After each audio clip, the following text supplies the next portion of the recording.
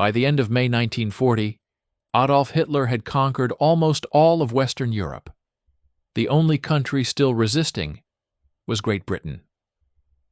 In June, German forces stationed along the Normandy coast were preparing to cross the Channel. Luftwaffe airfields stretched along the European shoreline from northern Norway to southern France. From these bases, bombers could reach every industrial center in England, military installations, and key decision-making sites. Hitler believed that the threat of total bombardment would be enough to make London surrender. Some members of the British government even proposed starting peace talks. However, the new Prime Minister, Winston Churchill, firmly declared that Britain would not yield. Albion turned into a besieged fortress. Beaches bristled with dragon's teeth, concrete blocks designed to stop tanks. Old cars were scattered across empty fields to prevent enemy paratroopers from landing. Road signs were removed across the country to disorient invaders.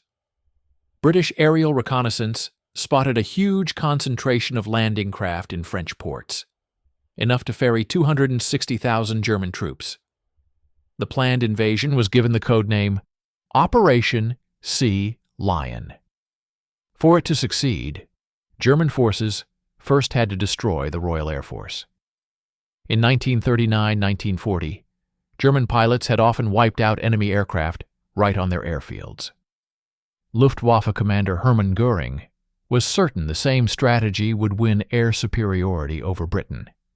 He had nearly 1,600 bombers and 1,000 Messerschmitt fighters. The 900 British Hurricanes and Spitfires of the Royal Air Force he considered no serious threat. At first, Göring aimed to cripple Britain's supply system by bombing its ports.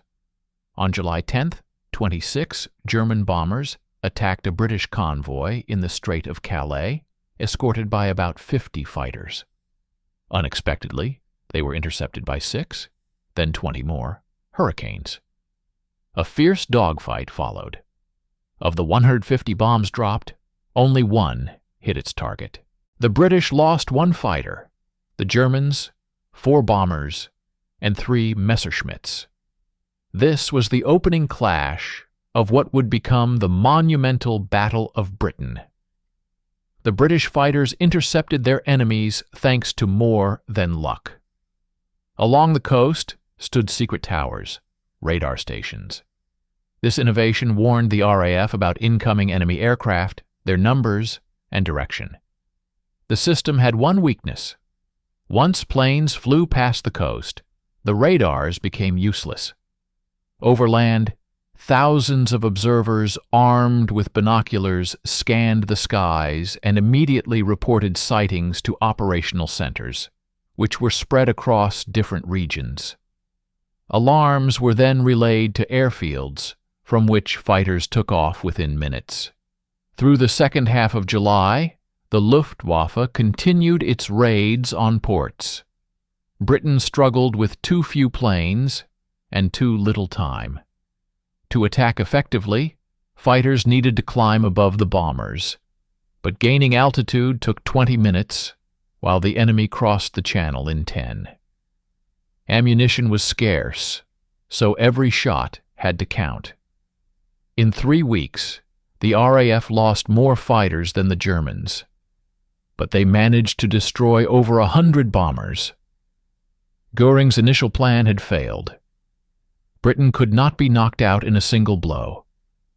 On August 1st, Hitler ordered Göring to accelerate invasion preparations and shift focus. Instead of ports, he must annihilate Britain's air defenses, airfields, aircraft factories, radar stations, and anti-aircraft positions. The Führer called this new offensive the Eagle Attack. On August 12th, radar stations detected incoming aircraft. The warning was sent up the chain of command, but the planes were mistakenly identified as friendly.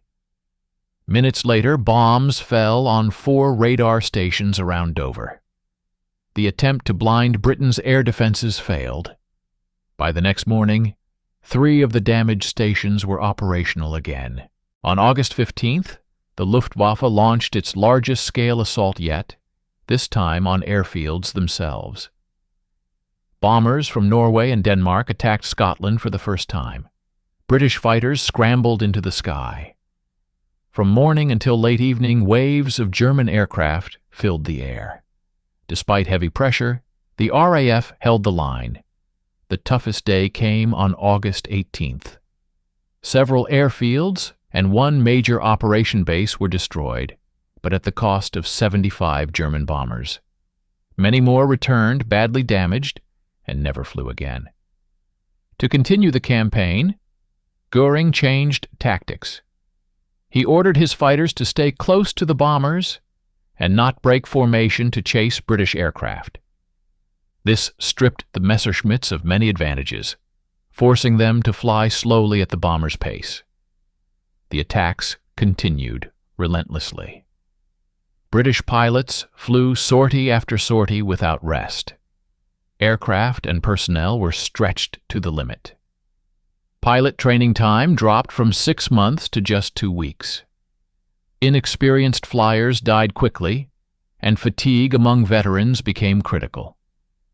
By early September, the RAF was losing more planes than its industry could replace. Intelligence warned that a German invasion could come at any moment, possibly on September 7th. That morning was eerily quiet. At 4 p.m., radar detected a massive buildup of aircraft crossing the Channel. The Luftwaffe was heading straight for London. Hitler had ordered the destruction of the British capital. About 400 bombers and 600 escort fighters followed the Thames toward the heart of the city. The British had never faced a daylight raid this large. Every available fighter within 120 kilometers was scrambled, but they were too few. London's East End turned into an inferno. Docks, warehouses, and homes burned fiercely. A rum warehouse exploded. Firefighters choked on the smoke mixed with spice dust as the spice depots burned. Reinforcements came from Coventry and Bristol, but they faced an unstoppable wall of flame. The blaze itself became a homing beacon for the next wave of bombers, arriving around 9 p.m. and dropping thousands of incendiary bombs. The air raid sirens didn't stop until 5 a.m. Only 448 people were killed, a tragic number, but to Londoners it felt like a miracle. Ironically, the attack on London gave RAF squadrons a break. Repairs could be made, and exhausted pilots were replaced with fresh units from the north. By mid-September, the RAF was ready to fight again. On September 15th, Göring launched his most determined attempt to dominate the skies. 500 bombers and 620 fighters took off from France, struggling against headwinds that drained their fuel. The German armada again moved toward London, but this time the British were prepared. Coordination was perfect. Squadrons flew not in small groups, but as full formations. One task force from Duxford in Cambridgeshire used the big wing tactic, 5 squadrons flying together. Altogether, 630 British fighters took off. There were no reserves left. The opposing forces met over Kent, about 60 kilometers from London. The battle rolled west toward the capital. German planes, running low on fuel, had only 10 minutes to fight before they would be forced to turn back or risk crashing into the sea. Nerves frayed. Many fighters abandoned the bombers. German formations broke apart. The British fought on even when out of ammunition. Sergeant Ray Holmes, having emptied his guns, rammed a bomber headed for Victoria Station. He parachuted to safety. That day, the Luftwaffe launched 2 more raids. By evening, the RAF had shot down 58 enemy planes and heavily damaged 20 more, losing just 29 of its own. The next morning, London newspapers quoted a pilot's words on their front pages.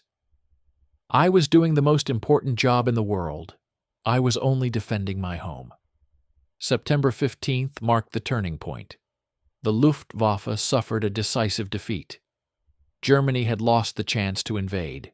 Bad weather settled in, and on September 17th, the German naval staff recorded, "Enemy air forces remain undefeated.